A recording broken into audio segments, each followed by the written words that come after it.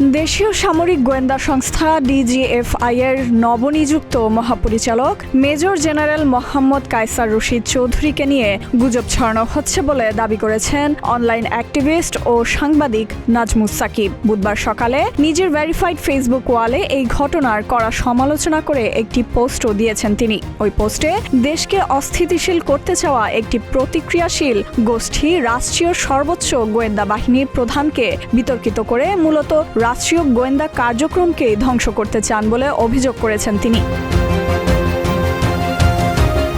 নাজমুস সাকিব লিখেন, 23 ফেব্রুয়ারি brigadier general Mohammad Kaiser Rashid চৌধুরীকে major general হিসেবে পদোন্নতি দিয়ে প্রতিরক্ষা গোয়েন্দা মহাপরিদপ্তরের মহাপরিচালক করা হয়। তিনি মেজর জেনারেল জাহাঙ্গীর আলমের স্থলাভিষিক্ত হয়েছেন। হাসিনা পালিয়ে যাওয়ার আগে ডিজিএফআই চিফ হিসেবে দায়িত্ব পালন করেছিলেন মেজর জেনারেল অবসরপ্রাপ্ত হামিদুল হক। হামিদুল হক থেকে শুরু করে কায়সার রশিদ কাউকেই শান্তিতে থাকতে না দেওয়ার প্রতিজ্ঞা করেছে দেশকে অস্থিতিশীল করতে চাওয়া একটি প্রতিক্রিয়াশীল গোষ্ঠী।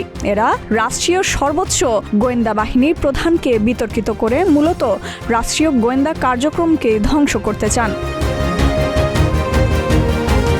তিনি জানান, সাবেক ডিজিএফআই প্রধান মেজর জেনারেল অবসরপ্রাপ্ত হামিদুল হকের ছেলে সিনিয়র আন্ডার অফিসার আজমাইন ইশরাক 89তম বিএমএ দীর্ঘমেয়াদী কোর্সের সেরা চৌকস ক্যাডেট হিসেবে অসামান্য গৌরবমণ্ডিত সোর্ড অব অনার এবং সামরিক বিষয়ে শ্রেষ্ঠত্বের জন্য সেনাবাহিনী প্রধান স্বর্ণপদক অর্জন করেছিল।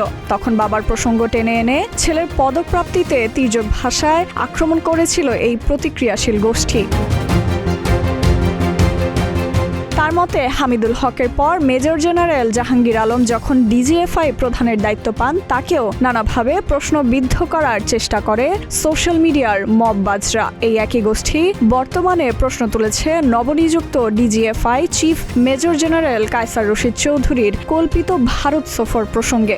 সোশ্যাল মিডিয়াতে বলা হয়, স্ত্রীকে সাথে নিয়ে চিকিৎসার উদ্দেশ্যেই নাকি ভারতে গিয়েছেন নতুন ডিজিএফআই প্রধান। সেটাকে কেন্দ্র করেই হাজারো আজগুবি তত্ত্ব এবং তাকে ভারতের দালাল ট্যাগ লাগিয়ে দেওয়ার প্রকল্প নিয়েছে জামাতপন্থী কিছু অনলাইন অ্যাক্টিভিস্ট। তবে জানা যায়, ভারতে নয় দেশেই আছেন ডিজিএফআই প্রধান। মূলত গত কয়েকদিনে তিনি ক্যান্টনমেন্টে এক স্থান থেকে আরেক স্থানে স্থানান্তরিত হয়েছেন নতুন কর্মস্থলে যোগ দেওয়ার প্রেক্ষাপটে।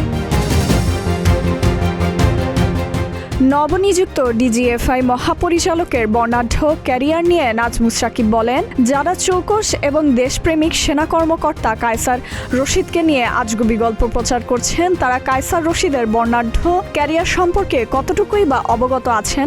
মেজর জেনারেল কায়সার রশিদ চৌধুরী 29তম বিএমএ লং কোর্সের দ্বিতীয় সেরা ক্যাডেট হিসেবে কমিশন লাভ করেন। বর্তমানে তিনি তার কোর্সের প্রথম কর্মকর্তা। তিনি বাংলাদেশ ও যুক্তরাজ্য থেকে মোট 2 বার অত্যন্ত সাফল্যের সঙ্গে স্টাফ কোর্স সম্পন্ন করেছেন। এছাড়া তিনি তুরস্ক থেকে আর্টিলারি বেসিক কোর্স এবং পাকিস্তান থেকে গানারি স্টাফ কোর্স সম্পন্ন করেন।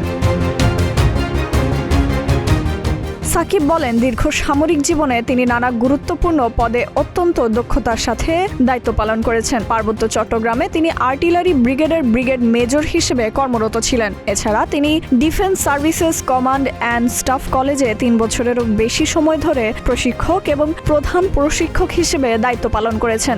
স্কুল অব আর্টিলারিতেও তিনি 3 মেয়াদে প্রশিক্ষক হিসেবে যোগ্যতার স্বাক্ষর রেখেছেন। আন্তর্জাতিক অঙ্গনেও দেশের ভাবমূর্তি উজ্জ্বল করতে মেজর জেনারেল কায়সার রশিদ চৌধুরীর রয়েছে অনবদ্য ভূমিকা।